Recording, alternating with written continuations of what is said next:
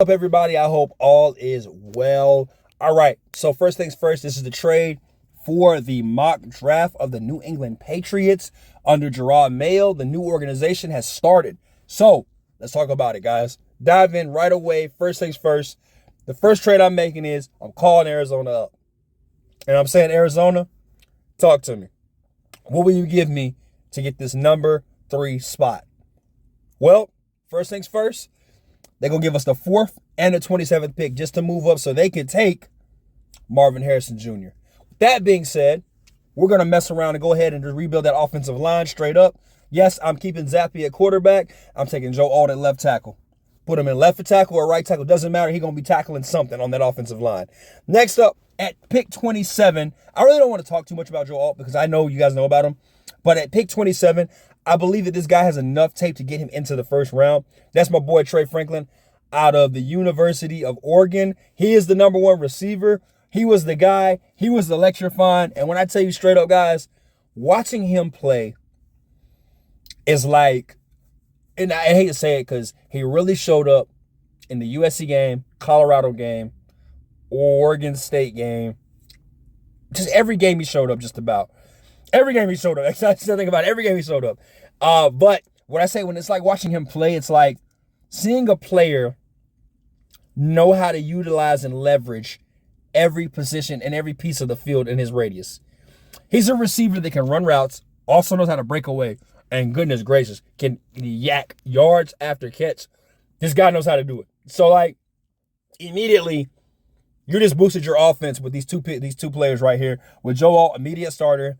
Troy Franklin, immediate starter. Pairing him up with Douglas. Pairing him up with Hunter Henry if y'all keep him. Pairing him up with Zeke and Kayshon Boutte if he comes back from suspension or if you guys keep him or not.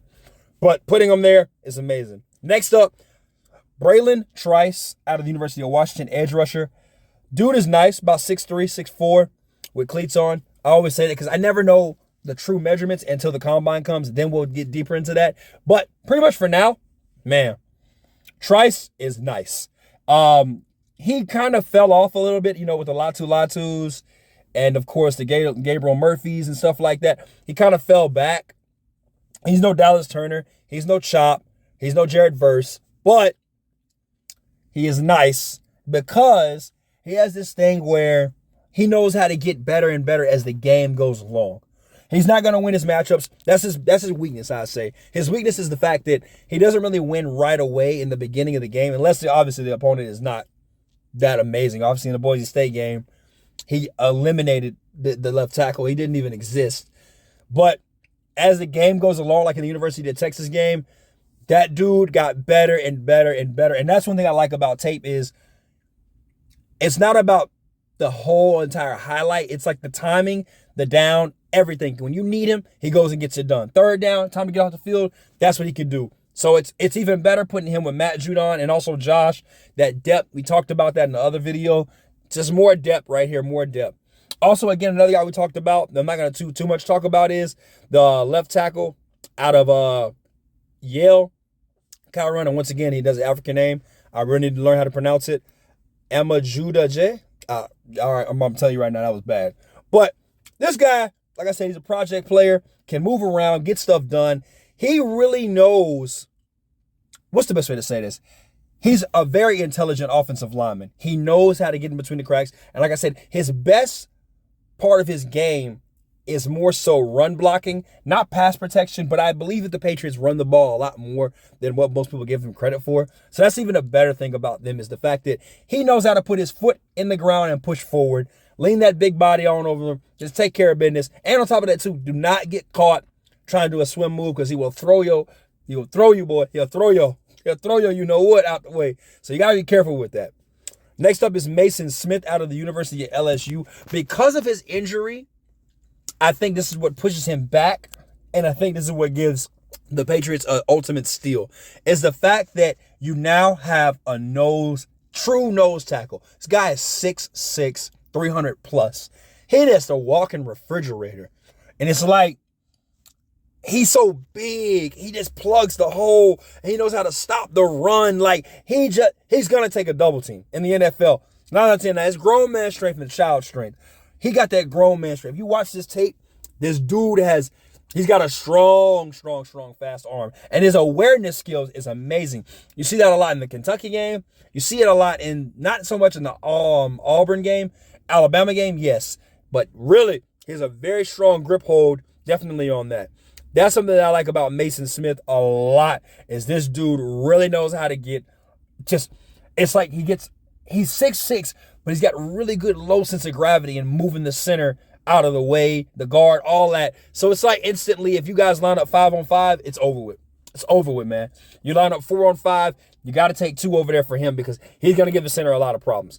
That's something that I really like about Mason Smith. And because of that injury, he falls back in a good spot for the Patriots right here. And then also, again, picking in the 3rd round, Max Milton out of Rutgers, corner, 6 foot even. So his biggest problem to me is allowing receivers to catch the ball because he's going to lay the wood on him and hit him. But as the season went along, I noticed 2 things about him. Is the fact that he started becoming more and more of an aggressive corner as the season went along, and he started to take those risks of getting the ball. That's when I realized, okay, now he's got more interceptions. I know he's physical. I know he can beat you up front. I know he's strong. But the thing is, though, and he can go route for route with you. He can damn near run the same route for route with you. However, I was just struggling to find out why he fell so far back. And then I started looking at his tape. I said, there you go. He didn't realize that he could jump the routes and get a lot of stuff. Like, you know what I mean? He had to start getting better and better at that. So that's something that I like about Max Milton is he knows as the season gets along, true good coaching under Jerod Mayo, that defensive coordinator coach is going to be all right. This is a guy you work with, you get better at. I take a risk on him, put him back there in that secondary. And then again, we go defense. Probably the second best linebacker in this class behind Edgerrin Cooper is Cedric Gray out of North Carolina. Disruptor. Crazy man is what I call him. Crazy man. Because this dude, you want to talk about somebody that just sacrifices their body, just doesn't care. Sideline to sideline, knows how to stop the run, knows how to stop the flats, pretty much knows how to cover. This is your guy you're looking for, right? This is the man you're looking for right here. He gives it, his comp would be more like it's crazy because he's in the league and plays for my favorite team. It's like a Christian Harris mixed with a little bit of like Dre Greenlaw. He plays with a lot of heart. Now, I'm not saying he's as good as Dre Greenlaw, but I'm just saying like he gives a lot of intensity to that defensive side of the ball. He runs ish, bro. He runs it, dog. So obviously, if you're looking right now straight ahead with these first few picks, Trice at edge, Mason at D-line, corner is going to be Milton, linebacker at Cedric Gray. Obviously, I'm trying to just make their defense stronger because I do believe that the offense is a weakness. However, right away, we addressed that with Joe Alt and Troy Franklin. So next, I want to make sure I get somebody who can also seal as well, like a Laddie Robinson out of Texas A&M. God, when I tell you a true guard, right? Not a point guard, but a true guard. Like, he just knows how to get it done. He just blocks. Very few holding calls, which is amazing for his height. Very few holding calls. He was tricky with a couple of all sides this season because I watch A&M. That's my team. But other than that, outside of those things, run blocking, easy on that. Run blocking, definitely. More so, he's more so really good at pass protection too, and picking up blitzes, and pretty much, you know, that Miami game is the best way to put it. He had dudes, man, they couldn't get to the quarterback, bro. Secret Service type blocking, dog. He just protection, dog. Like, the definition of protection is Mr. Robinson, dog. And I hate that he's falling this far back. There's so many good offensive tackles before him. And it's just really more so the size and the arm length. And he doesn't have an arm length for a tackle. You can kick him out. You got to keep him inside. So that could be his only knock, is just the measurements. But honestly, tell you the truth, you're getting a good value player right there with him. Now, at 182, all the way down, I really like these guys, these 3 players right here. Not because what position they play, is because the value in the project players that they can become. All right. First thing is Michael Barnett out of Michigan. He's listed as a linebacker, but if you see him on tape, he looks a little undersized. So I wouldn't be surprised if they put him at safety, but this boy ain't afraid to hit. He is not afraid to hit. And the thing about him is, if you really want to see a really good game from him, Penn State, Alabama, and of course, obviously the Washington game, he really came on. And I'll even throw one out there too on top of that.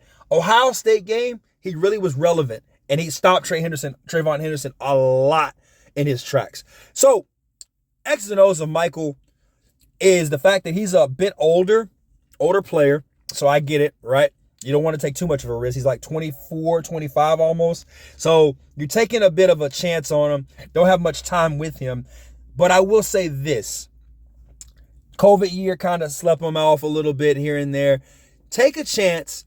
See what y'all get with him. Because I believe, respectfully, that he could get more than what you think done than most people can't get done. And that's what I really like about him is the fact that he's willing to not just you sacrifice himself.